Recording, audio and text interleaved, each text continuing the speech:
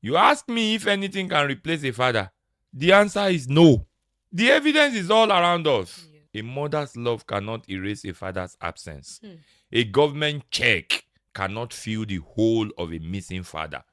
Therapy cannot fully heal the wound of a father who walked away, because the DNA of a father does not disappear from a child because the father left.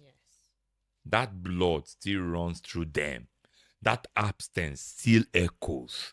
And that is why children will spend their whole lives searching. Why does a child raised for 30 years by a strong mother still go hunting for their father? Because something inside them whispers, I need to know who he is. I need to see him. I need to hear his voice. That is biology. That is soul. That is identity. That is why fathers can never be replaced. And the tragedy of our time is that we are pretending they can be replaced.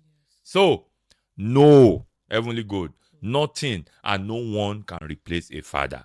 And the world is already paying the price of pretending otherwise. America's prisons, the UK crime, Ireland's drug, Nigerian fragile family, South Africa's violence, Jamaica lost boys. The pattern is the same everywhere.